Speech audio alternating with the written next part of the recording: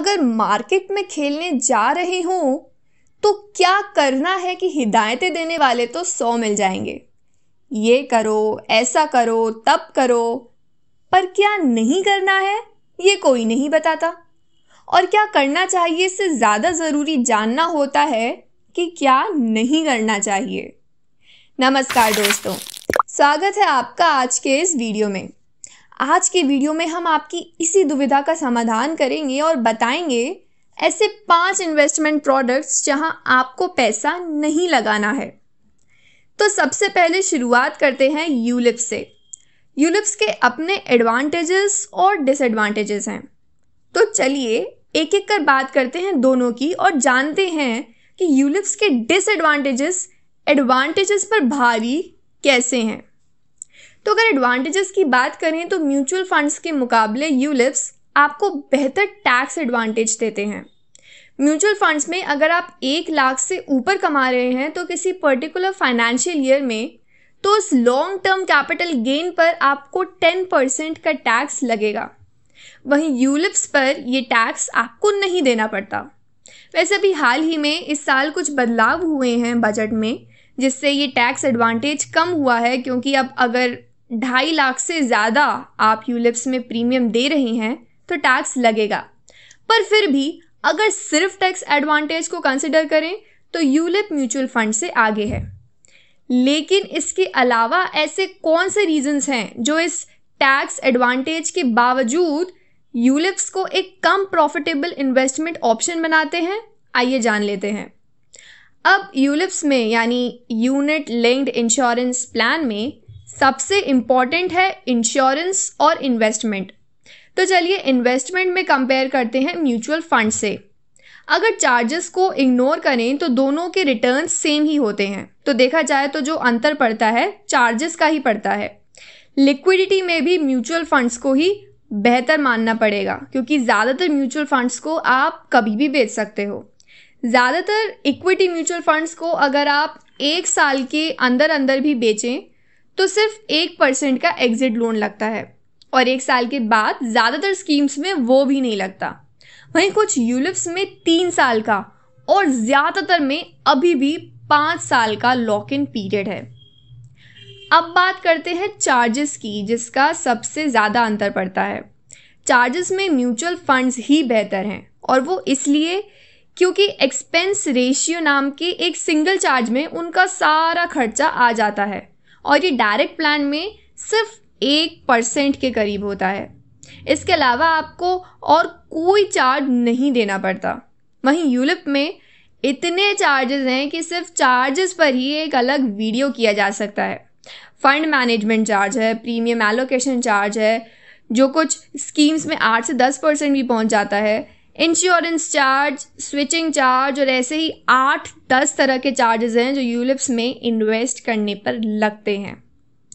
Transparency में भी mutual funds के इन्वेस्टर्स को हर महीने, हर क्वार्टर बेचने खरीदने से लेकर पोर्टफोलियो में क्या है सारी डिटेल्स ईमेल में मिल जाती है, जो म्यूचुअल फंड्स को यूलिप से बेहतर बनाती है। अब हमने यूलिप्स के इन्वेस्टमेंट पार्ट की तो बात कर ली, अब बात करते हैं इंश्योरेंस पार्ट की।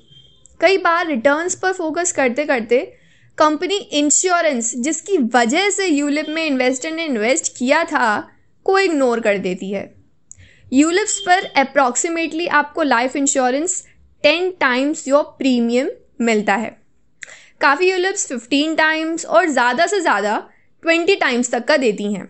लेकिन वहीं अगर आप इसकी जगह एक टर्म प्लान ले लें तो 8 से 10 हज़ार की इन्वेस्टमेंट में आपको 1 करोड़ तक का इंश्योरेंस मिल जाता है। तो इसलिए ही दोस्तों यूलिप इन्वेस्टमेंट और इंश्योरेंस दोनों में ही पीछे रह जाता है। अब बात करते हैं रेगुलर म्यूचुअल फंड्स की। अब जब सब कुछ ऑनलाइन हो गया है और जब इंडेक्स फंड इंडिया में पॉपुलर हो रहे हैं तो वो एजेंट को भरने वाला 1% कमीशन आप बचा सकते हैं। या अगर आप कॉन्फिडेंट नहीं है कि कौन से म्यूचुअल फंड्स में इन्वेस्ट करना है तो आप किसी फाइनेंशियल एडवाइज़र से कंसल्ट कर सकते हैं, जो एक फिक्स्ड फी लेकर आपको सबसे सही म्यूचुअल फंड्स पिक करने में मदद करेगा। नेक्स्ट हम बात करते हैं सारे इंडियन हाउस होल्ड्स के सबसे फेवरेट इन्वेस्टमेंट, जी सही पहचाना, गोल्ड की। गोल्ड किस फॉर्म में खरीदना है और कैसे खरीदना है। अगर आप गोल्ड ज्वेलरी पहनना चाहते हैं तो आप उसे उस तरीके से खरीद सकते हैं, लेकिन अगर आप गोल्ड ज्वेलरी को एक बहुत अच्छा इन्वेस्टमेंट मान रहे हैं तो ऐसा बिल्कुल नहीं है, क्योंकि उसमें मेकिंग चार्जेस और मेल्टिंग चार्जेस आ जाते हैं और सेफ्टी का खतरा भी बना रहता है। वहीं डिजिटल गोल्ड में इन्वेस्ट करते हुए हमें लगता है कि सब फ्री है, पर ये एक्चुअली में गोल्ड ब्रोकर या गोल्ड एजेंट जैसे ही हैं। तो उस डिजिटल प्लेटफॉर्म के थ्रू अगर आप गोल्ड खरीदेंगे या बेचेंगे तो आपको कमीशन भी भरना पड़ेगा और वो कट जाएगा। अब आते हैं सॉवरेन गोल्ड बॉन्ड पर, जो गोल्ड में इन्वेस्ट करने का सबसे अच्छा तरीका है। यहाँ ना तो चार्जेस हैं ना कमीशन है तो बस इंटरेस्ट जो आपको आपके गोल्ड इन्वेस्टमेंट पर मिलेगा। तो अगर मान लीजिए आपने 1 लाख का गोल्ड लिया है तो वो इन्वेस्टमेंट बिना किसी काट पीट के आपको पूरी मिलेगी और उसके ऊपर 2.5% का इंटरेस्ट, यानी इस केस में 2,500 रुपये महीना भी मिलेगा। अगले इन्वेस्टमेंट की बात करें जो यंगस्टर्स में आजकल काफ़ी पॉपुलर है, तो आ जाते हैं फॉरेक्स एप्स और बाइनरी ऑप्शंस पर। इनमें खतरा ये है कि ये बिल्कुल भी रेगुलेटेड नहीं है और आपको हैरानी बिल्कुल नहीं होनी चाहिए अगर इनमें से कोई आपका पैसा लेकर भाग जाए।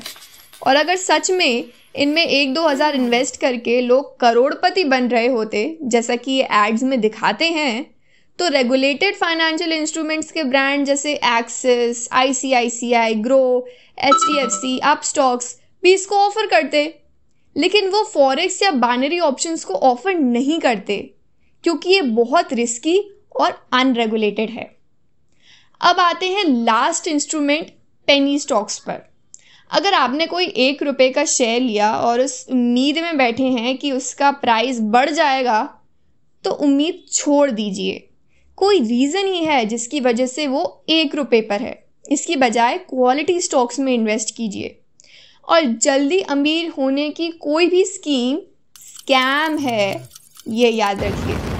तो उम्मीद करते हैं आपको आज का वीडियो पसंद आया होगा और इससे कोई आपको नॉलेज मिली होगी। Thank you. मैं दोस्तों उम्मीद करती हूँ आपको ये वीडियो बहुत पसंद आया होगा। शेयर करना, लाइक करना, कमेंट करना मत भूलिएगा। डिस्क्रिप्शन में हमने एक टेलीग्राम चैनल का लिंक दिया है, उसे ज्वाइन करें, उससे आपको बहुत मदद मिलेगी। और दोस्तों अगर कोई भी क्वेश्चन हो तो डिस्क्रिप्शन में हमने एक व्हाट्सएप नंबर दिया है, उस पर व्हाट्सएप करें, हम आपकी मदद करेंगे। मिलते हैं बहुत जल्द एक नए वीडियो के साथ।